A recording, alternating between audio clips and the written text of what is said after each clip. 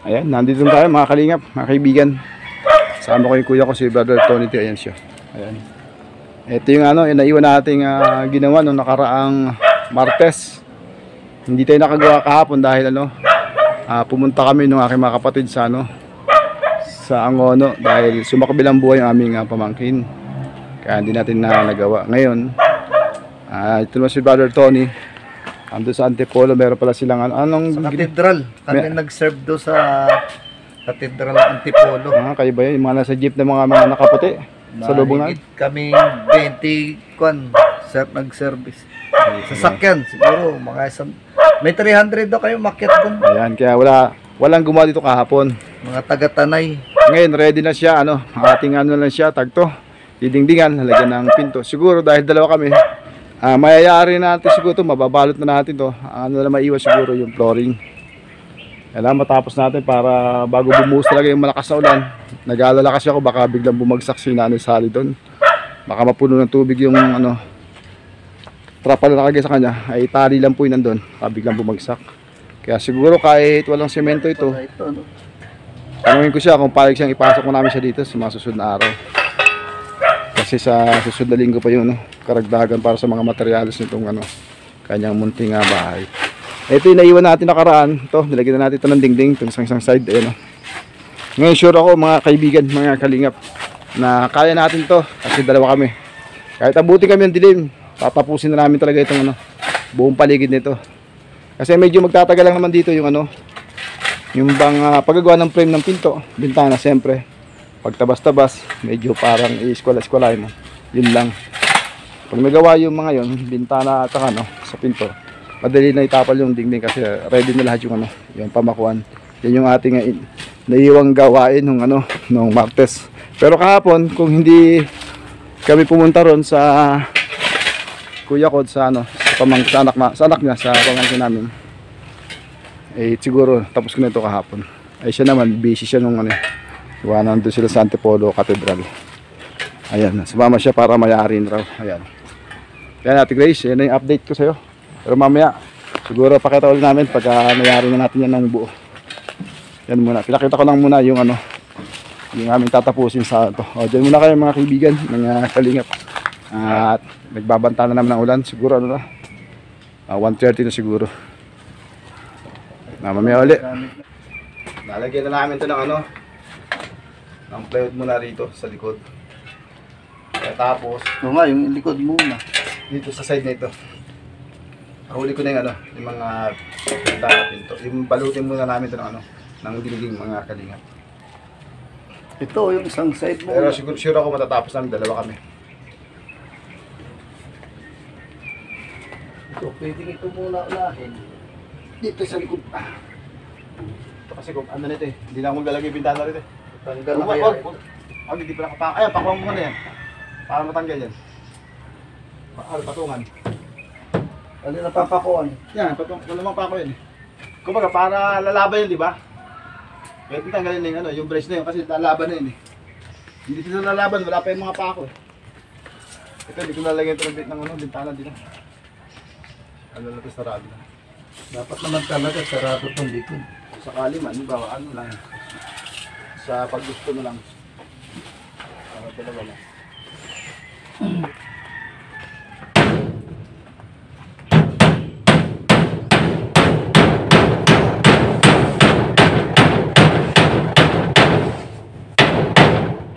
Tigas ng kahoy.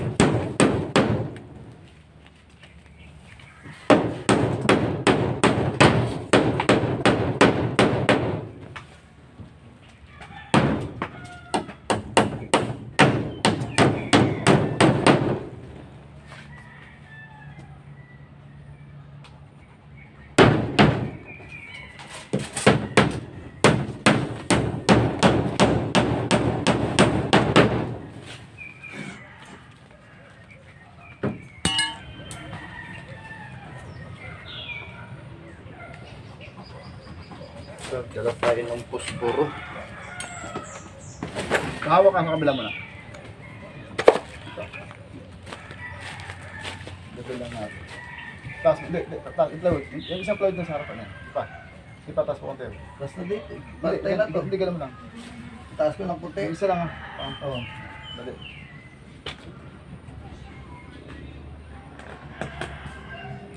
Oh, taas ko pa. Hindi naman.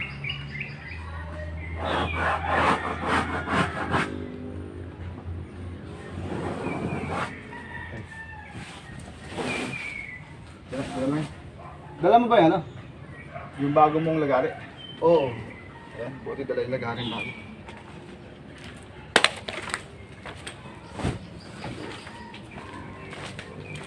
Dalawa yan eh. Yung bago. Isang medyo malaki. Mali ah.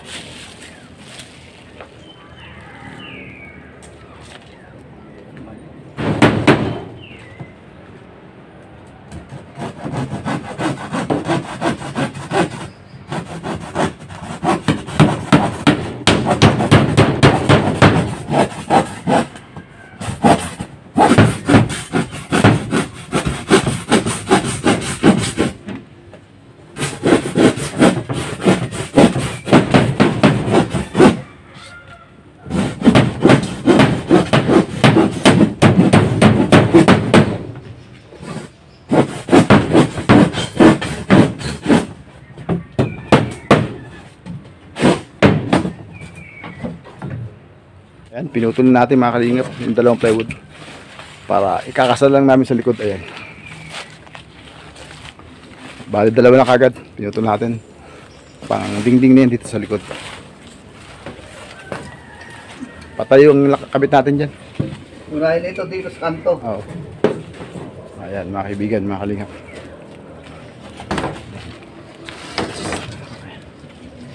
Diyan natin itatapa yan mga kaibigan.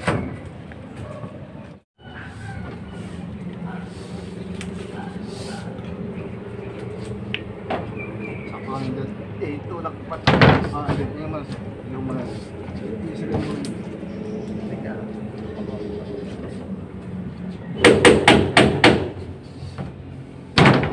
Tignan mo. Yan, pwede na yan.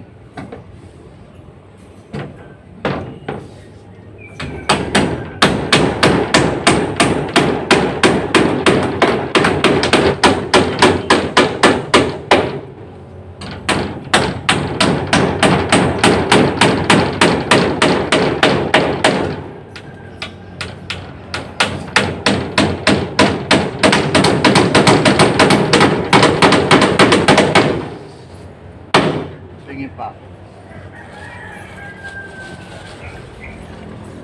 Ayan.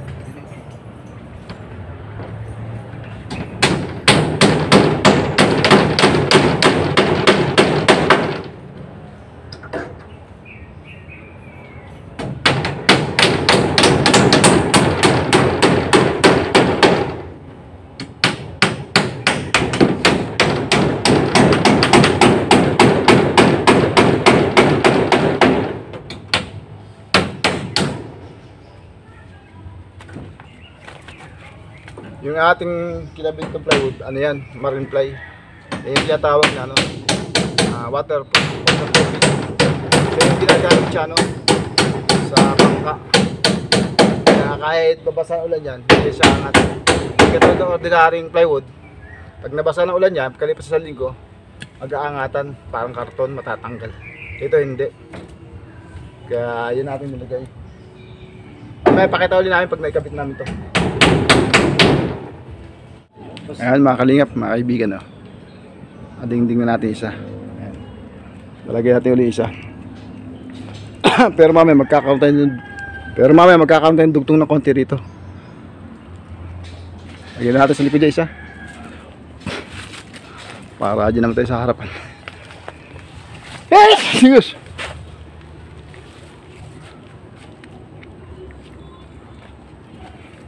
Yung walang tabas sa ilalim, para hindi siya mag... Ilang bang plywood dito? 6. Ito na yung pangalawa, mga kalingap. At pupunta tayo sa harapan. Mamaya. Sado lang tayo.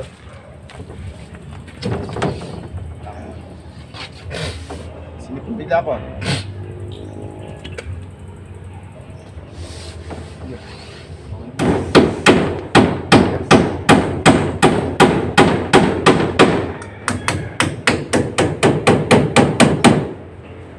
Tama na yan.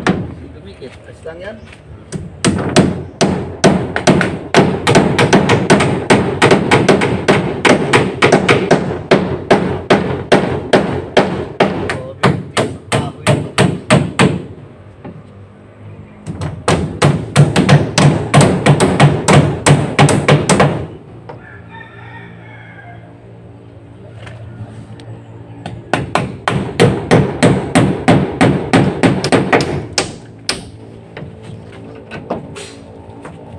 Ayan, pangalawang plywood sa likuran. Papainal na lang pako lang. Hindi na natin siya lalagyan ng ano dito, ang bintana. Para pagka panahon tagulan, may bagyo, malakas ang hangin. Hindi siya maanggihan o papasukin. Doon na lang sa harapan isa, tsaka sa isang side sa lugar na ito. Hindi natin siya. Ayan. Ayan na mga kalingap. Matatapos namin ito. Hanggang mamaya mga kahit 5 tapos nito, pero kahit lumampas basta matapos namin to. Mamaya ulit tayo mga kaibigan. Yan, dito na tayo. Mamaya doon sa harap na. Dalawa na lang. Yan, dala ni ano, Brother Tony siya. Yan lang sa harap na lang muna yan. Diyan muna natin doon. Hindi kang ano sa bintana.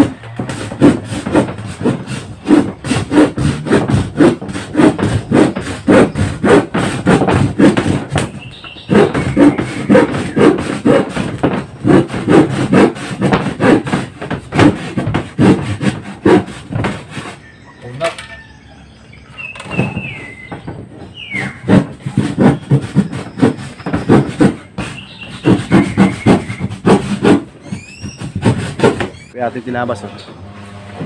Yan ang pinakang bintana niya sa kanyang ano. Bintana niya sa bandang uluhan niya ng matanda. Sa uluhan ng kanyang papagayan. Pako natin mga kalingap.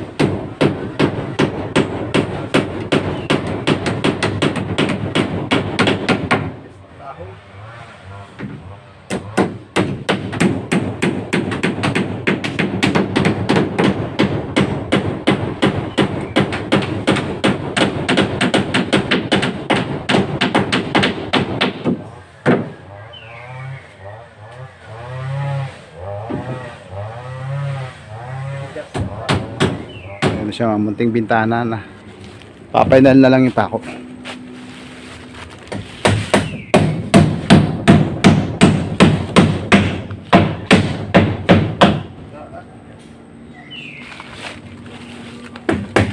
Ayan ang itsura niya, mga kaling. May dingding na siya. Baluktot. Harapan na lang mga kalingap, tsaka yung ano, paggawa ng frame ng bintana at tsaka frame ng pinto. May ulit, pakita namin sa inyo. Gagawa na tayo ng frame ng ano, ng pintuan. Ito, para sa harapan na ito. Dalawang plywood na lang kailangan natin ilagay. So, ay baliktad.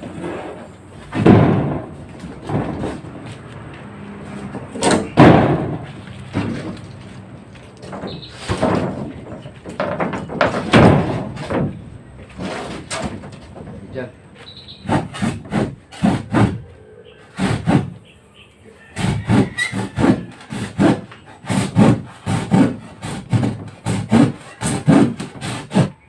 Plywood.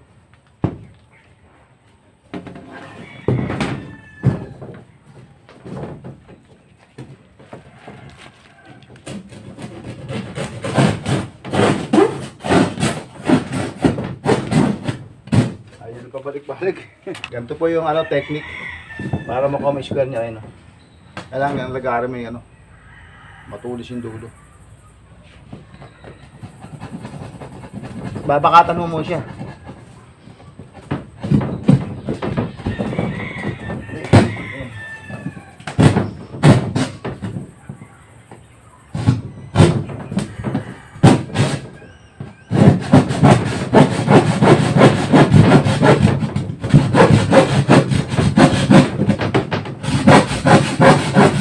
Ganun po para makuha mo yung kanto. Ayan. Ayan. Lang.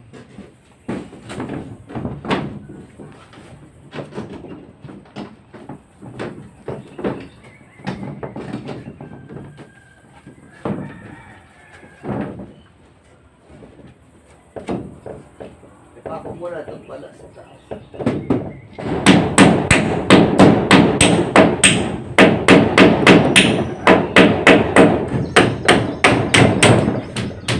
Ayan, tuloy ko na to.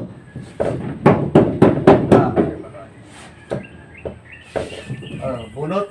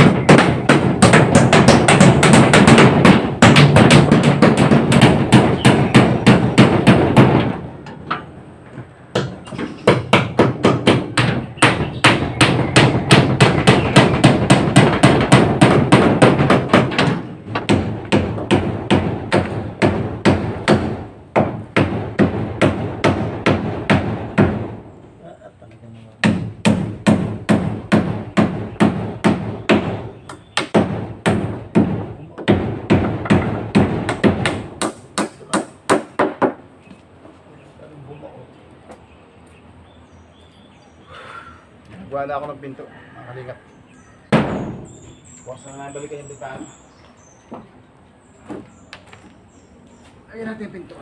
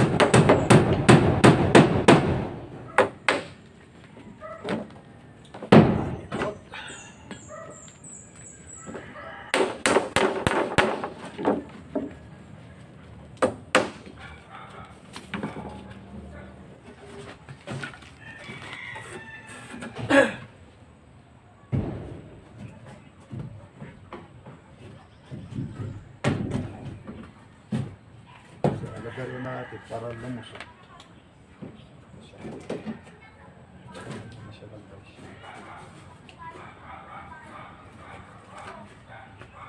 Yun lang sa ating pinto. Tapos na rin natin pinto.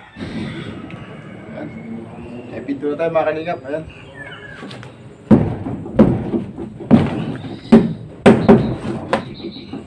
Ayos na yan.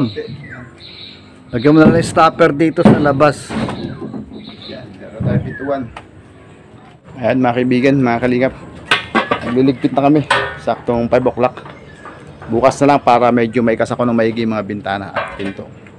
Ayan. Ito na yung kabuuan ng ating project na bahay ni Sally, Ate Grace. Yan ang update natin sa araw ito. Araw ng Huwebes. Ayan.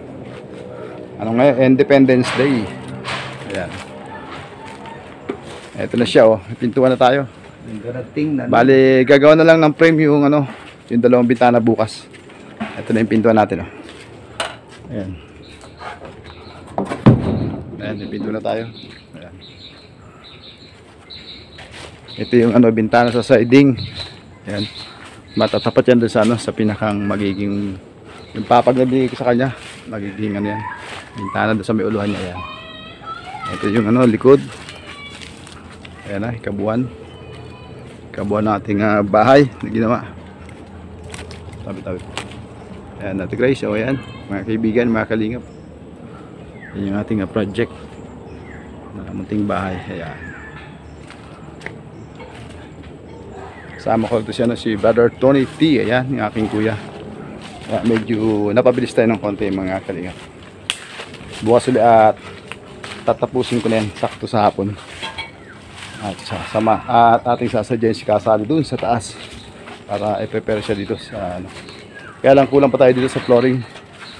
Semento, buhangin, yung mga PVC pipe, yung fittings, ayan. Yun ang ating kulang. At syempre may siguro medyo magkukonsume pa kami ng konting oras. Magtatambak tayo ng konting lupa dito sa ating munting tahanan. Ayan na po. Madilim sa loob eh. Ayan. Kaya mga kalingap, anong masasabi natin dyan sa project ni Kalingap Edward na unang pabahay kubo.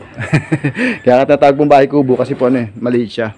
Parang hindi ko siya masabing bahay talaga kasi hindi siya malaki. Yeah, bahay kubo. Pero yung yari niyan talagang bahay. Ayan po. Ayan, yan ang kanyang ayan.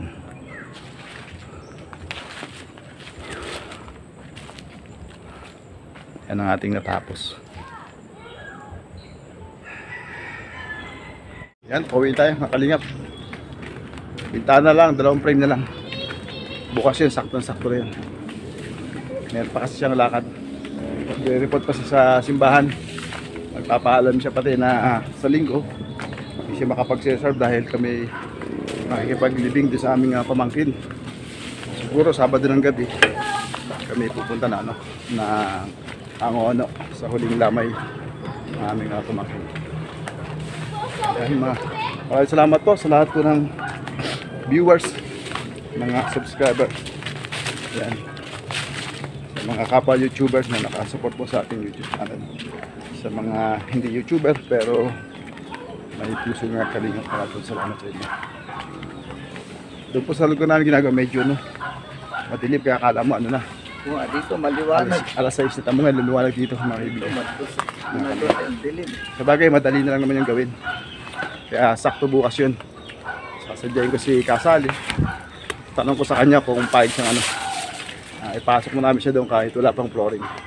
Kahit wala pa yung kanyang bowl. Kasi naalala ko baka biglang bumuhos na uli malakas mo doon. Tuluyang bumagsak yung kanyang yung kanyang bubong na doon, trapal. Baka mabali yung mga kawain na budok kung kailan may bayan siya tsaka paano pasama. Kaya ilipat siguro natin kahit wala pang flooring. Ate Grace, yung ating update sa ito. Kokotin lang yung kulang. Pagin tayo mga kalingap. Salamat sa mga nagsusuporta. Okay po, ganito lang. God bless.